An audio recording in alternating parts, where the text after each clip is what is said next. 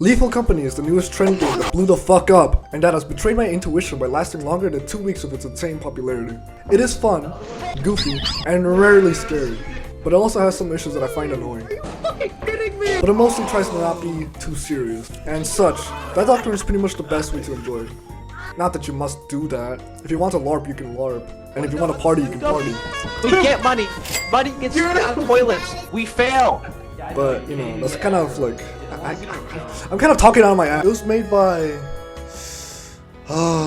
and over the 2 months this game has been popular for, there's been a nigh infinite stream of content pouring out of every white man in society. So you might be wondering, what makes me special? Good question! The game doesn't waste any time trying to make itself look non-spooky then do a switcheroo like every other indie RPG game ever. I was originally going to make this intro about like semi-praising the game, however that shit, 1, felt kind of like an ad, 2, didn't really say anything stupid, and 3, like I said before, all of white society has already done that. Yes, I understand that not just white people play this game, shut the fuck up! My solo player experience. So you got it. The game starts you off with you spawning in some outdated derelict ship, with the company putting a speaker into your ears. Here, I've taken the liberty to slow down the sped up part that no one listens to anyway, so, you know, just listen to it. Welcome to your first day on the job.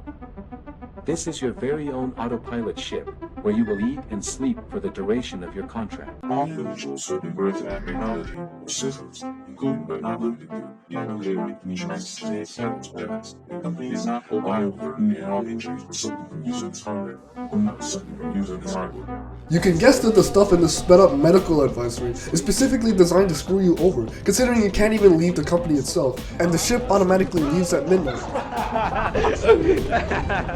Not to mention the quota that keeps rising every single time you meet it. Do we? We have enough women. Oh my god! Oh shit, we got... Speaking about your ship acts as a hub level, and you go from A to B using, get this, W, A, X, and the legendary character. And every moon is slightly different from one another. To be more specific, each moon adds on to the last. Almost every single moon has the facility level in it. Even fucking title. Yes, at the very end of the game, it's almost exactly like the beginning of the game. Fun. Continuing on, let me start with the heresy.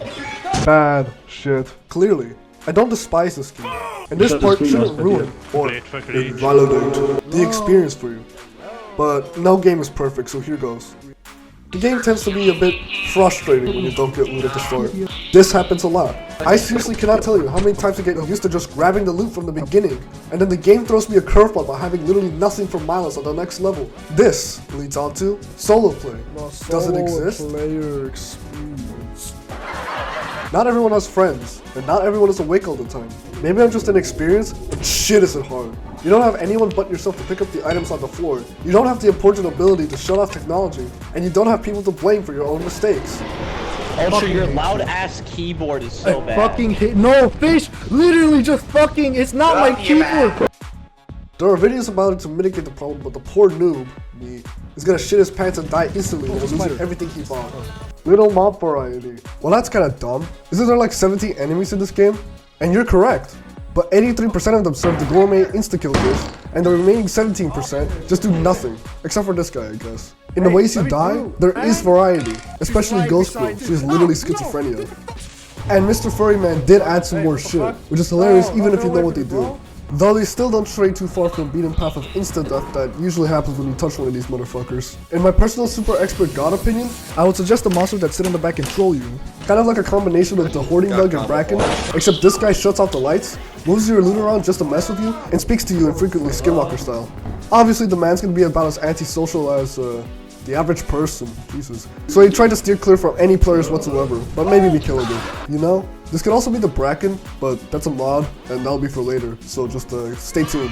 I have absolutely no idea on the process in which these enemies are added to the game. This guy can literally be pasting things into physical notepads and would be none the wiser. But it seems to be good enough to create the concept shown in the game. The final pet peeve I have with this game is that mob generation can either happen instantly or just never. Early levels like experimentation usually don't hit you with monsters at all unless you stay there for way too long. What? How the fuck did you hear me? Alright, come over here, bitch, come over. And later levels like Titan, Rend, Dying, especially if they're eclipsed, can hit you with a bunch of monsters just right off the gate. This is mostly a difficulty thing, so I'll just chalk this up to a skill issue I haven't fixed yet. Mechanical keyboard users unite. To wrap this section up, if the developer adds a thing, then the game gets good. Yeah. Good. Shit. Finally. Oh. I just saw my life flash before my eyes. Now for the part you've probably been staring at the YouTube progress bar for. The good part. Which is the good. I don't know about you, but I watch videos to kill myself. The game's atmosphere is good. Not top notch, but absolutely good. You're able to lose yourself if you're willing, but if you're not, the goofiness of your characters usually makes up for any lack of real intensity or hell, even depth that the game has. 4 billion hours of sleep last night. Wow. Your characters run like this, and have ragdolls for whenever they die. All contributing to the fact that the game knows what it is, and can easily switch from comedy show to thriller as soon as you're alone within the elements. What? And there is a musical sting attached to being the last one alive on any mission. Though I don't notice it because I'm an absolutely amazing reviewer. What I do notice, however, is that this game uses surround sound. I would soy boy about it, but it should have been a standard by now in the industry. Why does no other game do this? Why does it have to be this one? Its main music is also serviceable. Not legendary, but enough to ensure the melancholy but relaxed feel that it wants to portray.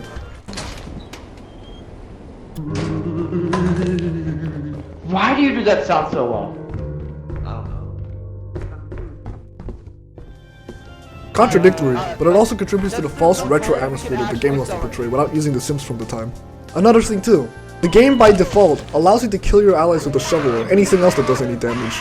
This is the reason for the weird or real monsters, and it can make for some great antics in the game. Oh, you're in Discord, hello. Mods are also a very strong suit for this game. You've been seeing all of them throughout the video. They're instrumental in giving the game some flair and variety before getting bored of the core loop of collecting scrap all the time and then dying. It's annoying to set up, but once you got it done, you basically extended the playtime by 10 hours. Some are unbalanced, others are very fucking weird, but like the ESRB, I'll just say, online interactions not rated by the ESRB, and leave it at that. Ending the actual review portion off, the fact that most of my issues with the game, and it being the largest section too, stem from not enough content, please fix, thank you, XOXO, is a testament to the, albeit sort of overrated, success of this game's launch. Continuing on, since this game comes from a solo indie dev in the middle of nowhere that, while has a good history of making horror games, is still just a single dude working on a pretty good passion project, the game you're watching, the updates are gonna take a longer time than usual for a game like this.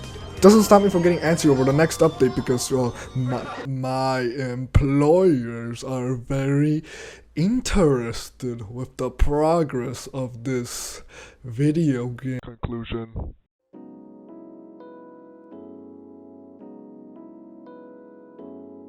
I don't think it's a giant stretch to say that this game was basically destined to Among Us itself into the stratosphere for at least a few months. The inherent randomness of its mobs, along with all the semi-advanced tools at its disposal, including the mod accessibility, that will only get even easier as time goes on, will ensure this game's survival for at least, I'll give it around a year. You might have got it from the first review section, but I really want to add a bunch of stuff and concepts to this game, even if I'm potentially like a dumbass and probably don't even know how this would like affect the game's core gameplay loop. The stuff in question being new maps, new enemies, more core gameplay loops like assignments.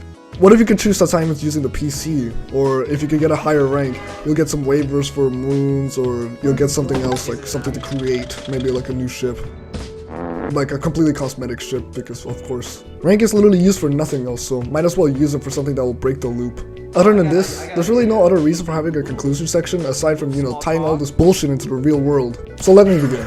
The fact this game outsold major publications is telling of the rot that affects most major companies today. I can't really give it much of an opinion for this. This is already a late video on a popular game 500 billion or whatever, and it should have been released by late January, maybe even early January at the very least, Obviously I hope all of this changes and somehow we can get back to complaining that the new Need for Speed game was made too short instead of too long. I know that opinion is the most generically agreeable cold take in the universe, but this is a video about Lethal Company and not a full discussion on game, so yeah.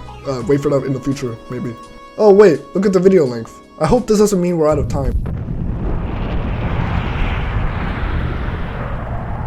Time, Dr. Freeman? Is it really that time again? It seems as if you only just arrived. You've You've done a great deal in a small time span.